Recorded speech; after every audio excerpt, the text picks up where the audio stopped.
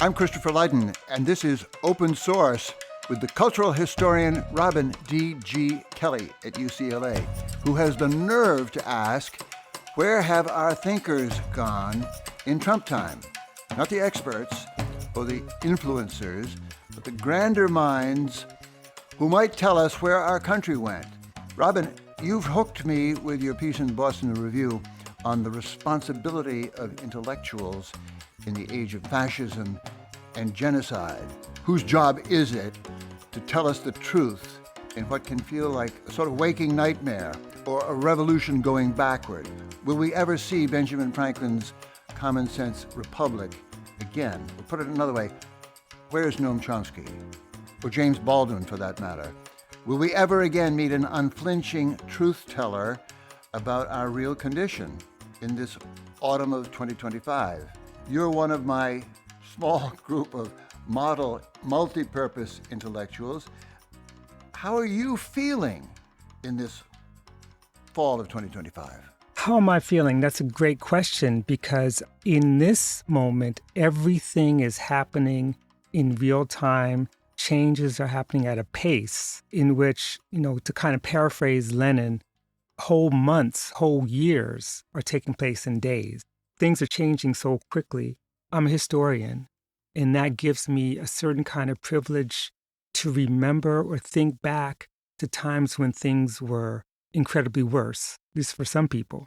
I was having a conversation with my dear friends, Derek R. Purnell and Niall Fort last night, who are also brilliant intellectuals, about how is it possible to live our kind of everyday lives in the midst of this kind of terror. And what I said was, people living in slavery had children, they married, they loved, they argued, they found time to play, as terrible and horrible that was. Now, the question is, what did that do? What it did do was, by the time slavery was destroyed by those very people who were considered to be property, they came out of slavery with a vision of what democracy looks like. And that vision came from their everyday practice. I actually think that even out of this horrific moment, as long as we can keep people alive, we should be able to prepare for something better than Benjamin Franklin's republic.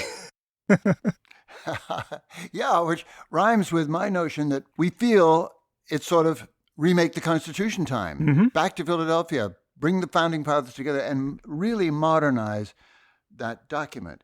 But you also said to me recently, we live in a regime of untruth that is astoundingly effective. Right. Effectively in control. The strange part is we live in a fizzy world of digital media, free social media, podcasters, Substack intellectuals to the right and left of us. Why do we have a problem? There's a couple things. One, this regime of untruth is very effective.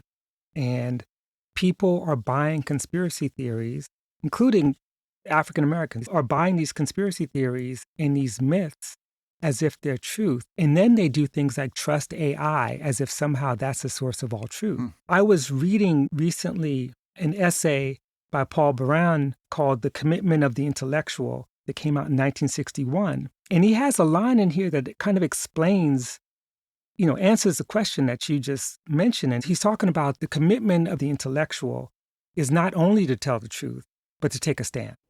He writes, the more reactionary a ruling class, the more obvious it becomes that the social order over which it presided has turned into an impediment to human liberation.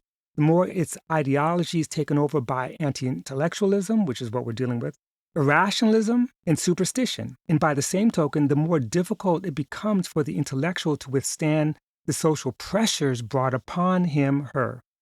To avoid surrendering to the ruling ideology and succumbing to the intellectual worker's comfortable and lucrative conformity, under such conditions, it becomes a matter of supreme importance and urgency to insist on the function and to stress the commitment of the intellectual. That is to say, we are dealing with a level of superstition, of untruth, of anti-intellectualism. It's waging war on universities. And what are administrations doing? They're succumbing. They're not withstanding that kind of pressure. And so it's really imperative for us to remember that our commitment is to the human condition, the condition of life itself, and we have to be able to sacrifice for that. And you don't always do it by winning an argument, you know? It's important to say, I think, that we're shocked to find ourselves in this predicament. But go back to the road ahead. The intellectual's job, you write, is to transform this world with unfashionable truth. It involves resistance. It involves defiance. It calls on the Noam Chomsky standard of truth-telling. Mm-hmm. And you and I would have probably favorites in common, including George McGovern, for me, in Vietnam time, Rachel Carson over the years, Hannah Arendt, Malcolm X, all of them serious, substantial, free, unbidden minds. Who are some of your own new models in this role we're talking about? Okay, great question. Let me talk about old models and new models, because you mentioned a particular moment that produced a Malcolm X, that produced a Hannah Arendt. But I think about, of course, James Baldwin. I think about Toni Morrison, whose writings on fascism are probably the best thing we have right now. Oh. People think about her novels, but as a nonfiction writer and critic, she was brilliant. I think about Amiri Baraka. I think about Angela Davis. I think about old school people who I never lived to meet, like Marx and Engels and Gramsci and Walter Rodney, right? But in terms of the people who have shaped my own thinking as an intellectual, the big figures are people like Cedric Robinson, who has passed away, Grace Lee Boggs and Jimmy Boggs, whose influence, not just on me, but on an entire generation, is huge. Of course, Cornel West has always been a voice in the wilderness, you know, speaking truth to power. But then I really want to uphold what I feel like is both my generation and a younger generation of thinkers who are actually doing exactly what you're calling for, exactly what I'm calling for, and doing so in a very powerful way. And I think about Ruth Wilson Gilmore. I think about Derica Purnell and Now Fort, who I just mentioned. I don't know those names. Well, Derica wrote a book called Becoming Abolitionists, beautiful book, which goes into both her personal story, but also the larger question of how is it we have come to see prisons and policing as not the solution, but really the problem. And we're seeing this right now. When Trump says to the mayor of Chicago, Brandon Johnson, and to the governor, Pritzker, that, you know, when we get through with you, you're going to understand what War Department means. Yeah. So you got the federal government basically threatening a city. That level of authoritarianism, of fascism, that is made possible, right, by a war culture, by armaments, by weapons, by policing. And unfortunately, we don't have anyone to protect us in that sense. But I think about people like Keeanga-Yamahtta Taylor, Astra Taylor, Naomi Klein, George Yancey, Eddie Glaude, Imani Perry, Ananya Roy, my colleague, David Myers. There's so many people who are out here who are writing, whether they're writing in newspapers and op-eds, magazines, finding some kind of space or speaking all over the country. But they're speaking against, again, a world or a nation in which a huge portion of it's kind of brainwashed, you know? That is a deep part of the puzzle. How do we explain the general level of complacency in our world? People are scared. They don't know where we're going or where we're at, but then they continue down the street as if a big stock market tells you we're in good shape or something. Well, you know, race has a lot to do with this. And you know, I was going to say that. Of course, and fill it out. I was going to say, when you mentioned fascism, you got to introduce the real thing to most of us white folk who have never seen it, never confronted it, never been hurt by it. Right. Well, some people think they've never been hurt by it. And let me explain what I mean by that. So when I talk about race is one of the primary, not the only, factor that allows people to become complacent. In other words, there are whole groups of people who think, well, you know what? Things are not bad. In fact, things are good. This is what we need for the country. We need a strong militarized force. We need to take over those cities where crime is rampant. We need to boost up billionaires because we know in the end it's going to trickle down to us.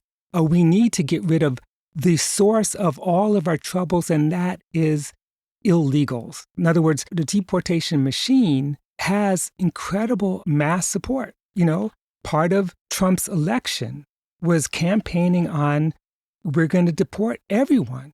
We're going to send them away. So that complacency, that sense of security is no security at all, because those very same people who are saying, thank you, Trump, for everything, are the ones losing health care, are the ones that are losing their jobs, are the ones paying enormous amounts of money for basic commodities because of the tariffs. They don't make the connection. They think that the more undocumented working people who get pushed out or detained, which is costing billions of dollars, that somehow that's going to trickle down and benefit them. So that's, to me, the more dangerous thing. If the whole nation understood that this is really just a kind of smokescreen for the massive redistribution of wealth upwards, they would be against it. Everyone would be fighting ICE. Everyone would be, right? But that's not what's happening. I don't want to sound complacent, but I don't believe a majority, anything like a majority of this country, have accepted Donald Trump's deportation regime. And I pray it hasn't. Give us the earmarks of American fascism as you see it today. Okay. And assume that a lot of us have never seen it face to face yet. Okay, so when we talk about American fascism, I've made the case, I'm not the only one, that what appears to be fascism, again, fascism is a tricky word because it has a very specific origin. It comes out of Italy. It means to bundle. Right, the fasces. Right. And yet what it constitutes, how it operates, existed in this country long before. In fact, before Italy was unified. I mean, it's hard to think of the slave regime and separate that from fascism because True. Think about the slave regime, which was forced labor, gulags, and a form of genocide. And then even after this moment of Reconstruction, this moment of democratic possibility, what do we get? The South becomes a one-party state in which the majority, or at least half the population, can't vote, right? So therefore, they can do anything they want. Yes. People are killed, lynched, thrown in jail for no other reason but vagrancy, turned into forced labor. Slavery persists in another form. That is fascism. And what's important about fascism is the role that the state plays in organizing labor and capital, and doing so in a way that benefits private capital and undermines the lives of working people. Fascism works when you have a glorious state. Fascism works when you can ideologically attract a portion of the population in support of the kind of national ideology, whether that's white working people. When we're talking about the South in the period of Jim Crow, that's their role. They saw themselves as tied to those Southern Democratic senators and congressmen and mayors and police departments whom they believe was protecting their interests as they were dying of pellagra and other diseases of malnutrition, right? And that's why fascism is not just like a system. It's also an ideology. It's always based on race. Always. You cannot find a fascist regime that doesn't have race at the foundation of it, because you've got to be able to pull out a portion of that population to support it. It's not just a simple dictatorship. You remind me of the schoolboy definition of fascism, and it sticks with me. I thought we came awfully close to it in the George W. Bush era and the war in Iraq. You mentioned the bundling, the sheaves of wheat or whatever that are all in one unit, which in political terms means that the military, the police, the media, the election machinery that put George Bush in office with the Supreme Court votes of his father's appointees, all of that was united. There was no opposition, either rhetorical or in Congress. That was sort of a fascist event waiting to happen, I thought. Yes, absolutely. I mean, we've been moving in this direction for a while. We talk about the kind of unitary theory of federal government in which the president has kind of dictatorial powers over all other branches. Well, we've been seeing that. We've been seeing increasingly, not just Republicans either, but Democratic regimes that have increasingly given more and more power to the executive branch. And that's how the United States has been able to wage war for more than half a century without declaring war. Yeah. You know, and when you declare war abroad, it's impossible not to have war at home. And I don't mean war on poverty. I'm not talking about that. War abroad creates the state of emergency or the state of exception. And that state of exception allows for the abrogation of civil liberties. And we saw it with George W. Bush. We saw a version of it with George H.W. Bush. And we saw the imperial presidency long before that. Oh, yes. Even in Lyndon Johnson time.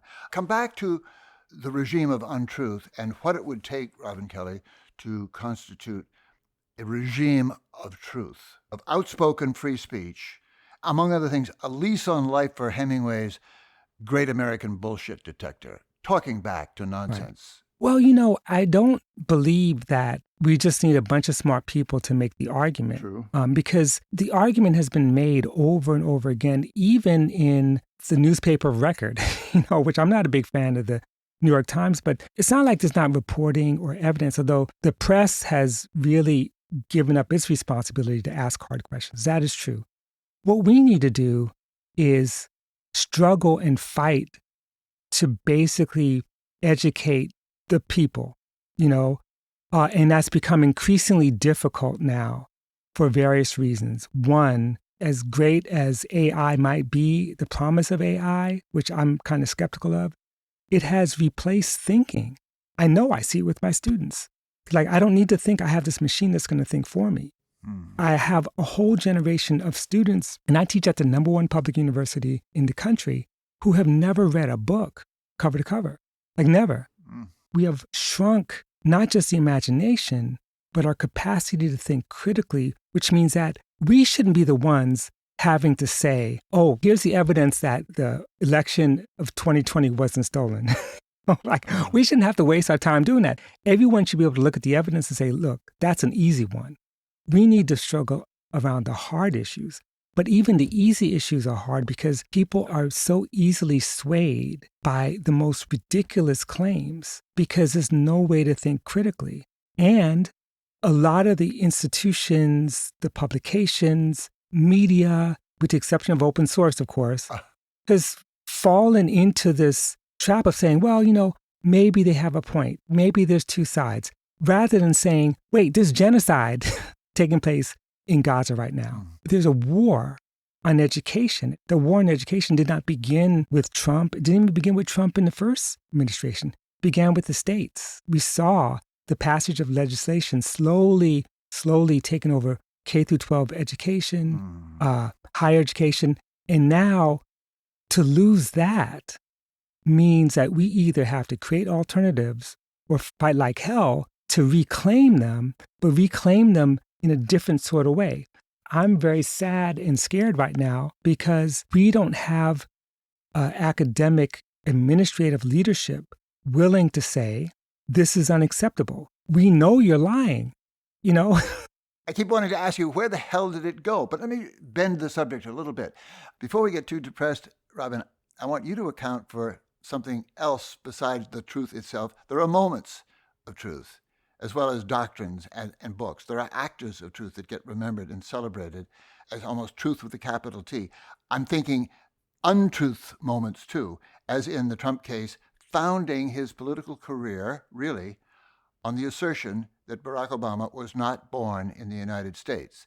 And he's never taken it back. That monument is still there. But I'm also thinking of the opposite. You and I have spoken about the arrival of Jackie Robinson, first black player in big league baseball. That was a burst of truth in action that we still cherish passionately. I think almost virtually every American does as a great moment. You saw a deep truth there. Account for those other moments of truth that stick with you and untruth. To me, the truth-untruth issue is really a symbol of this constant struggle for understanding. It's the dialectics. Like, people constantly struggle to try to understand why things are the way they are. And the only way the status quo could continue to maintain power is to give us an alternative story to what's really true. So when is it that we can sort of penetrate that story and really get at how these systems work. And that comes back down to critical thinking. I mean, it's what I do for a living. We look at a situation, we see it on the surface, and then we dig underneath it to find out what's really happening. And it's a revelation. Robin Kelley, looking back at the civil rights movement, what should all Americans have learned about the dangers of fascism and a remarkable success in Black America in confronting it?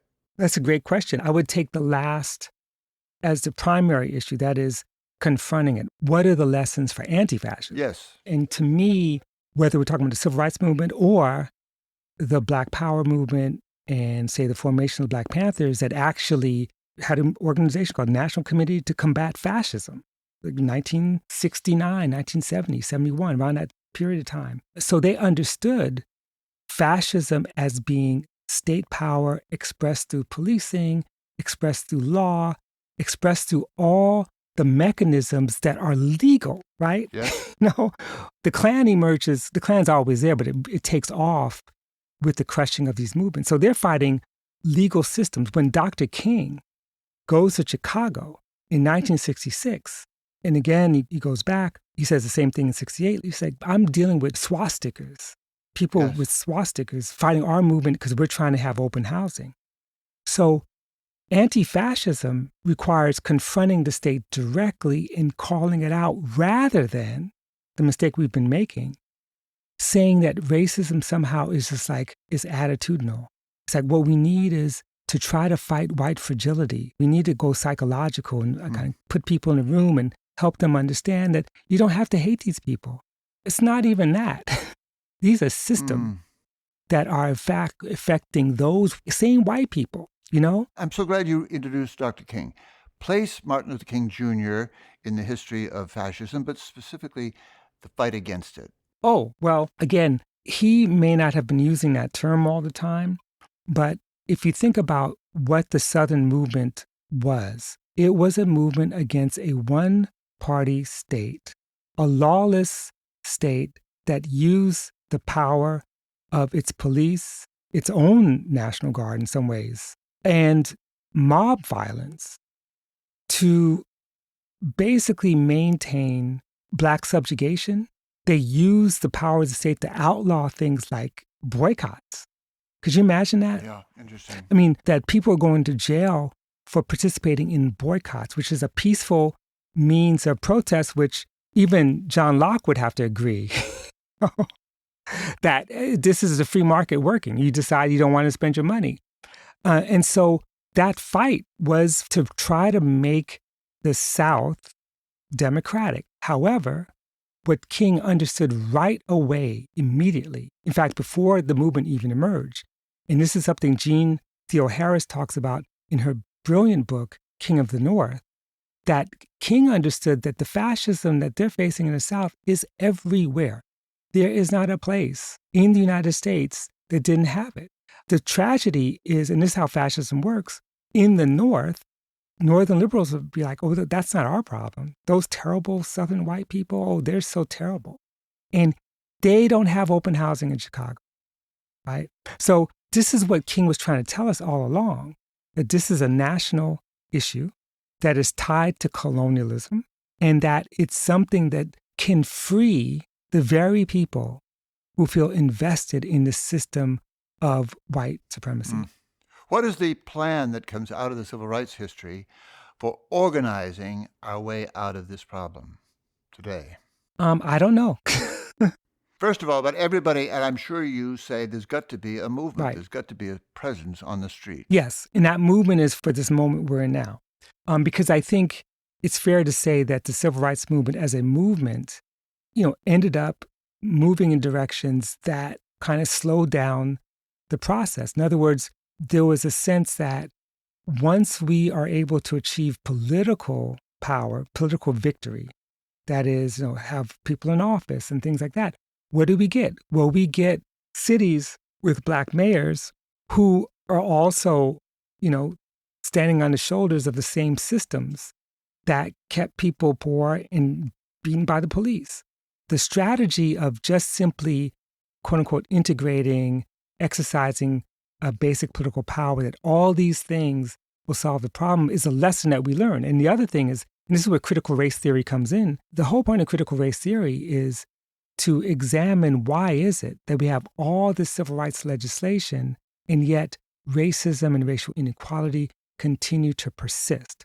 And that is the issue. So what are the movements we need today? Whatever movements we will build, they have to be multiracial. They have to be based on the needs of labor. They have to be based on the truth that the very oppressive structures actually don't benefit the poorest of us, no matter what color we are. And unless we do that, and unless we actually become critical thinkers, in other words, we need to reduce the distinction between intellectual and manual labor. We need to reduce the distinction between the so-called professional intellectuals and the rest of us. We are all intellectuals. We all have that capacity. And that's what I write in my piece. Gramsci says, the thing is, some of us get paid to do it, some of us don't.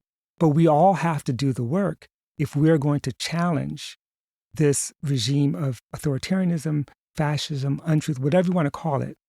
We have to be smarter. We have to own that knowledge as a populace as opposed to like elites.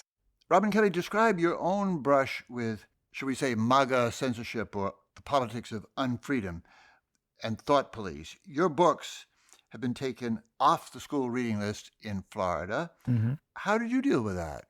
Emotionally, personally, but publicly too. I thought it was hilarious. I mean, one, none of it surprised me. In fact, a lot of my friends were kind of disappointed that their books were not taken off. like I'm more radical than you. I mean, to me, on the one hand, it's pretty hilarious only because this kind of censorship is really intended for show. We know that if people want to get information, the internet's one means to do it. And there are PDFs of my books floating around. Anyone could get them. So it wasn't so much about the actual suppression. It's the performance of suppression, which is almost more terrifying. Because what they're saying is like, look how much power we have. We can empty the shelves of these texts, right? So one of the ways that we responded, Keeanga Yamada Taylor and I and Colin Kaepernick, is that we put out a book called Our History Has Always Been Contraband, sort of the struggle around Black studies. And we put together a book of selected readings. Many of these readings were things that were banned in Florida. Haymarket Press published the book, low price, and then they gave away thousands in Florida for nothing to high school kids and say, look, you have this is free. Basically challenging the, anti-woke laws in Florida itself. So, I mean, I expect more censorship. And let's be honest, Toni Morrison's books are banned every year. I mean, since in my adult life, basically, my older adult life, we've seen this before. It's not new to us. It's just simply that now we have a regime that builds its whole reputation around the attack on critical knowledge and tells us that, and this is the most dangerous thing, that critical knowledge is a violation of civil rights law. That, to me, is the most dangerous thing. So it's there. The question is, why is it that all these white people don't think of this as their struggle? See, that's my question. That's a better way to put it. And the answer? What do you think? The only way we can build a new society is if we claim all the people as our own. The one thing that fascism does well is that it is based on the idea of the people's will. Yes. And the people's will is embodied in the dictator. The people's will is expressed in Mussolini. The people's will is expressed in Hitler. The people's will is expressed in Franco and is expressed in Trump. But the idea that, there is a segment of the population that think of themselves as a people, the only way you can have the people is if you exclude other people. In other words, they build solidarity around exclusion, around targeting, around scapegoating. Again, Dr. King talks about this with his notion of agape. It's not his notion, but how he developed it. That is to say that the beloved community is everybody, and we struggle to create that. Then there's no one ripe for deportation, right? There's no one ripe for imprisonment. We would have a caring culture, which even if someone did something terrible, we'd figure out a way to make it right, with both the victim and with the perpetrator, to try to bring people back into community. And if that's the case, then we wouldn't have a debate about what's American history. All of it would be right in front of us to struggle over and debate. We wouldn't be excluding things. We wouldn't have the attacks on museums because they try to bring more people into the people. And so fascism is about narrowing the people, who they constitute, and building that identity around the exclusion and attack on everyone else. And that's why you don't have a Department of Defense, which I didn't like anyway, and you have a War Department. This one still escapes me. The elevation of lethality as the best quality of a government, of a nation. Mm-hmm. Hegseth's spelling this out. Masculine virtues, the initiatives in violence, toughness. I don't know who he's speaking to, and I don't know how it's resounding. It reads ridiculous on the page. It does. But then I am haunted by the Democratic National Convention when Kamala Harris said we will have the most lethal military in history. She married that word. It was appalling. Yes, but that's the Democrats. I mean, the thing is, what Pete Hegseth, who's just stupid, but still, he has his power, what he's expressing is simply the kind of 2.0 version of what both parties have expressed. Think about it. This Democratic Party, for the last 4 years, not the whole 4 years, but really the last year and a half, and then after that, they've watched a genocide unfold in Gaza and said, what we're going to do is give more weapons to Netanyahu. We'll give more weapons. And that's the Democrats. To this day, the majority of Democrats are still saying we need to send more weapons. So lethality has been, I think, a mantra across both of these parties since the atomic bomb. And we are desperately afraid that Vladimir Putin wants to get his empire back. And we have bases in 800 countries around the world. Mm-hmm. And Israelis are bombing Gaza and Palestinians with our bombs, not to mention our weapons, our aircraft. There's an absurdity here that I don't know how to get into or get out of. Go back to the regime of untruth, as you say, we live in. What's your vision of a regime of truth, and how might we get there? Right. Starting with a reveneration of the American ear in conversation. Mm-hmm. It seems to be turned off through all of this nonsense. Well, first we need to listen to jazz. Amen. That will open up the ear. They used to say that's the truth. You remind me of V.J. Iyer, young, aspiring pianist who said about the great Errol Garner, he's the truth. He played the truth. When I talk about listening to jazz, I think there's a relationship between that because you listen to music that has meaning beyond the notes. And if you can hear it, you hear things that you didn't know before, for which there are no words. And we need to have an education like that. And to have an education like that is to have a democracy like that. To have a democracy like that is to respect all thoughts and ideas and put them in the public square and wrestle with them rather than suppress them. And it goes back to Paul Baran's point about, when the ruling class is threatened, they turn to anti-intellectualism and superstition. So, we have to basically push back against that, push back against obscurantism, push back against, the kind of myth-making, and recognize that we're not claiming the absolute truth against your untruth. We're saying that your untruth is deliberate attacks on humanity and life itself, and we're struggling for a truth that is about preserving and advancing and liberating that life, whatever that takes, and doing so for everybody. No one's left behind. Robin Kelley, have you envisioned a movement for those people who claim to be thinking and what they might do together? And furthermore, the platform that they need? Well, I don't even have to envision it. It's actually happening. There are very amazing young and older intellectuals who are bringing back the idea of the Freedom School.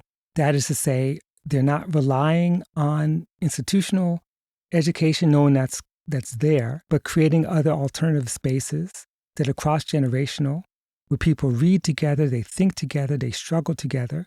That's happening. Freedom schools are happening all over, and they're growing. Point me to one. Harvard University. Outside of Harvard, there's a beautiful freedom school that's run out of a church. It's not connected to the university at all. My friend Walter Johnson is one of the organizers, among others, and they bring the community together. In fact, you should go. You're like not that far. I've heard of this from Walter Johnson. Haven't been yet. It started in St. Louis, I think, but I'll get there. You'll love it. You'll love it. The point is, we've got to create alternative spaces that are not surveilled, that are not dependent on other people's money, where no president could come along and say, we're freezing your funds and you got to shut down. And it has to reach beyond the ivy-covered walls. It has to reach into communities that are basically been living under fascism. And that's all they know. The movements that are emerging have been very good, I think, about connecting critical thinking with protests, with organizing. You can't separate those things. People keep wondering if there's a Joe Rogan of the left out there to help us. What do you think? Is digital audio our friend or not? Joe Rogan is a character, but Laura Flanders is someone who does these amazing interviews, have been doing it for a long time and has a significant following. There's also news outlets that I trust, like Democracy Now! Every single day, 5 days a week, I listen to her every single weekday without fail. And I can't even say that about my wife. The big question I think you're posing is like, why are there not more people, more of the populace there? Because there's something attractive about the Fox News syndrome. It's comfortable. It basically feeds on people's fears. Laura Flanders feeds on people's sense of possibility. And in times of crisis, it's amazing how fear works. People are drawn to fear because it kind of explains everything. And then it kind of compels you to turn to the very forces that are taking away your money to protect you. Let me ask you, the historian, I'm always trying to imagine, we all do, how will this be remembered and what will we learn from it in retrospect? It seems to me the first question is going to be, will historians in 25, 50 years explain the relative silence, the passivity, the lack of defiance and resistance to an age of, you call it untruth, which it is, but nonsense, really?